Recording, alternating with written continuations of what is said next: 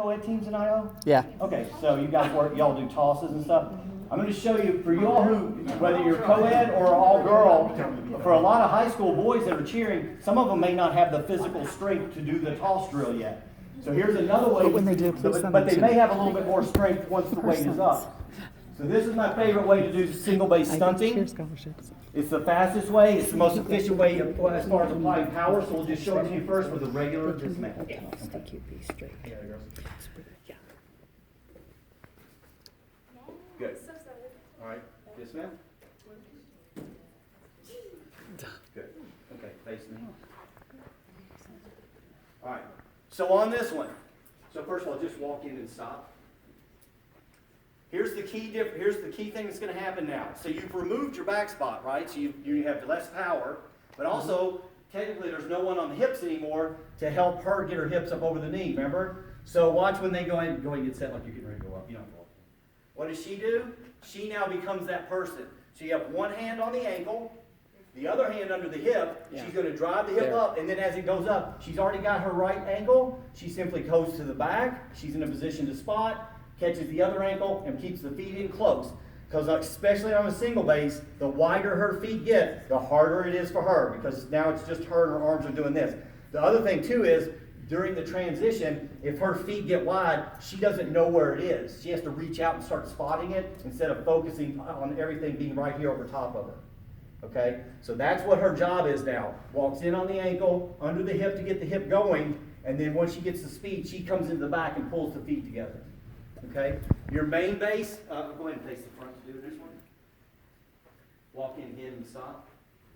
Your main base here, the key thing for her to remember now, she's going to have all the shoe, but if she grabs it like a normal double base, what happens when she stands up and releases to grab the other shoe? She's only on the heel with this hand, and now your top person will immediately not feel anything here and start towing.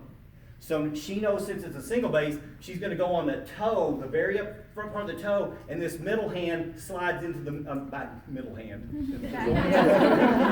Which one's the middle? There it is. The back hand slides into the middle of the shoe. Now when she releases, she has more of the shoe covered. And I would also recommend how do you hold up here? No. Okay. I'll look next time. I recommend, can I have one of your shoes real quick? You want me to take it off? I recommend, You're gonna sink. for a lot of people, I recommend that you grip it like this. Okay? A lot of people hold like this. And what happens is the heel has no resistance and the toe has no resistance. It's almost like they're on a little balance beam. They're doing this. But if you spread your hand out and go to here, I can now give resistance to the toe. I can resist, she can toe a little bit and feel something. Okay? And I'm able to cover more of the shoe this way than this way. So it's a subtle difference, but it makes a huge difference in controlling the toe heel. Okay? Any questions on that? So we'll show it to you again, face in front with the actually face this way, and then we're gonna, when you dismount, stay in that position so we can talk about how you grab it. Just regular? Yeah. To the side. Yeah, facing me. You move up. You move up this way a little bit. All right. No. So really key on this, again, remember I told you earlier, speed is your friend. The faster this goes, the lighter it is. Now for the dismount, this is a regular dismount. Go ahead. She gives a little shrug out from underneath and then comes down to here. Notice when she did that little shrug, what she do? She held it. It didn't start dropping fast. She's giving resistance. But no, not down. All right. So for the dismount, here's the one thing about single base stunts dismounting this way. There is a risk of this knee, because that's the leg it's landing on. So I want this to be as soft as possible. So, top person should be resisting really heavily here, and even more so than normal, putting more weight here. Your base will give resistance here, and most of them do hook up under the hamstring to help lift that leg, so she can apply more weight to it, taking weight off of this leg, because this one's going to hit more straight or locked out.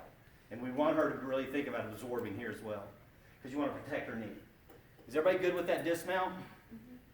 Okay, so we're going to show you one other dismount, kind of jazz it up a little bit, so now we're going to spin it. So now you're going the other way. What way do you want us to say? Face.